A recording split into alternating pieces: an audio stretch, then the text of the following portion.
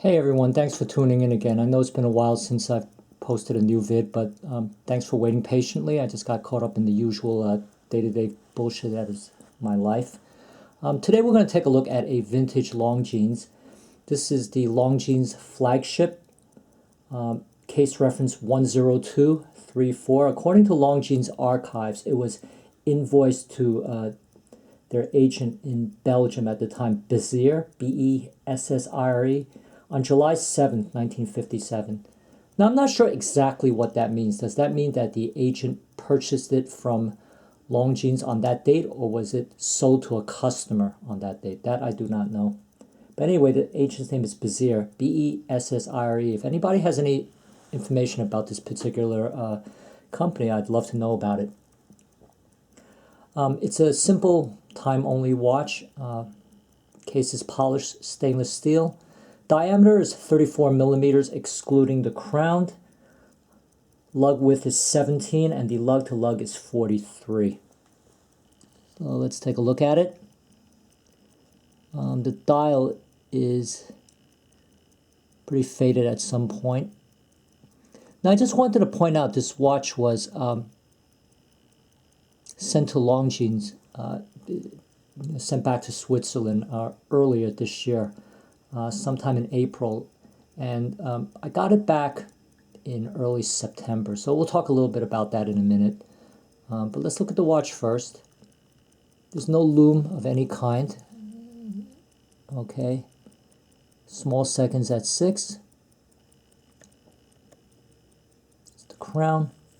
Screw-on case back.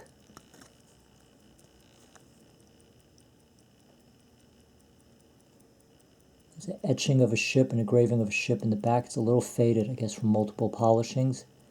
I don't know what the water resistance of these watches are, but I would assume it's not great. There's no rubber gasket in there.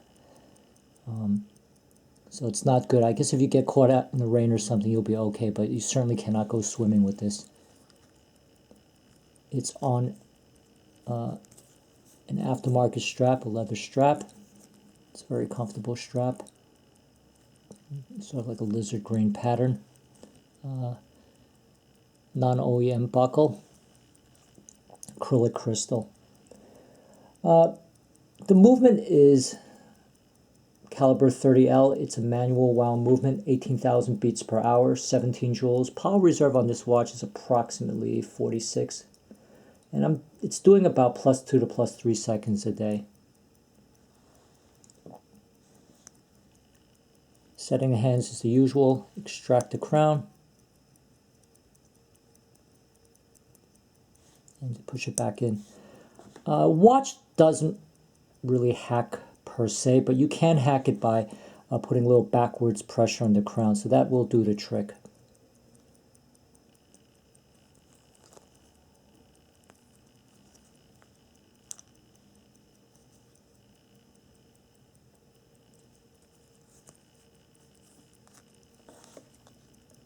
Now let me set this down for a minute and let me show you some of the parts that were returned to me after the overhaul.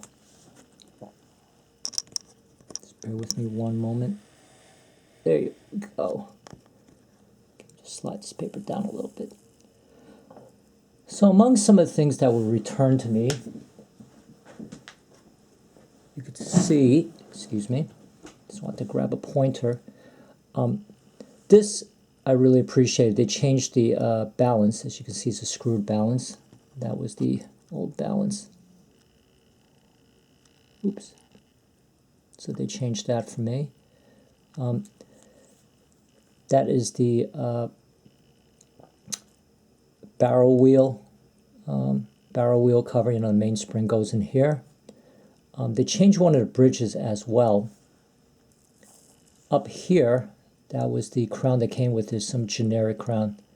And that was one of the main reasons I actually wanted to send it back to Switzerland, because I looked high and low, and I just couldn't find an original crown, or a crown appropriate for that watch. Here's a crystal that was replaced. And you got miscellaneous screws here. I don't actually know what this is. At first I thought maybe it's mainspring, but it's too short to be a mainspring. I have no idea what this is, or it's part of a mainspring. This guy decided to scrunch up and give it back to me. That I'm not sure, but we'll just call it miscellaneous watch junk. You also get this card back. It's in French, what I remember from French. Your watch passed our control, our quality control with success. Stated here, and that's the technician.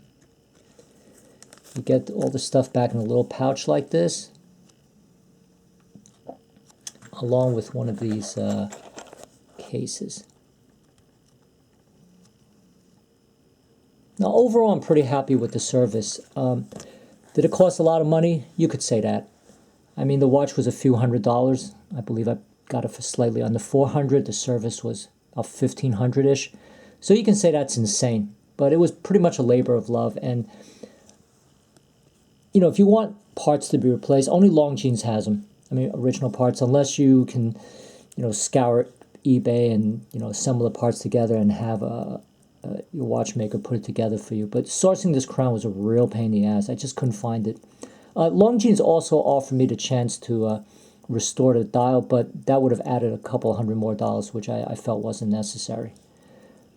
Now, I have one or two minor complaints after I got back to watch. Now, if you look way down here,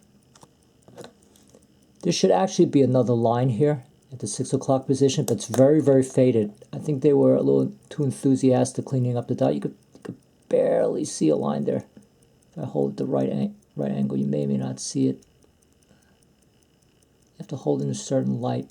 You could barely see it. But anyway, there's supposed to be another line down here, but I think when they cleaned it, they removed some of it. But overall, the dial looks a lot cleaner than it was before. I would say it's at least, I don't know, 50% improvement. I love the fact that now I got a crown that's correct for this watch. These crowns are not that easy to get. Now, as far as accuracy, I was a little bit disappointed with the accuracy that came back, you know, when it came back from service. It was running a little slow. I would say it was running minus, I can't recall, -5 to -7 seconds a day. Although this is not a cost certified chronometer, I hate it when watches run slow. You know, at the very least, put on the plus side. Longines, if you hear that. So what I did was, I opened up the case back, and, you know, what I did was I regulated it a little bit. And now I'm able to get the watch to, like I said before, +2 to +3. It wasn't hard to do, it just required a little bit of patience. But who knows? I mean, we don't know what the original factory specifications for the watch was. Maybe running 5 to 7 seconds a day is appropriate or acceptable. Oh, by the way, I wanted to mention that when I opened the case back, I bought one of those sticky friction balls. Never used it before. I was a little bit skeptical about it, but you know what? It worked. I didn't try it on any other watch, but it worked like a charm, and you don't have to worry about scratching the case back. So 2 thumbs up for the sticky friction ball, okay? So I hope you enjoyed this video. Let me give you some parting shots. And once again, thank you for waiting. If it's any consolation, waiting for the next video won't be as long as waiting for the next George R.R. Martin Game of Thrones book, Winds of Winter. I'm worried that I won't live long enough to read the next installment of the saga. So just hang in there. I appreciate your subscribership. And as always, I welcome all your comments.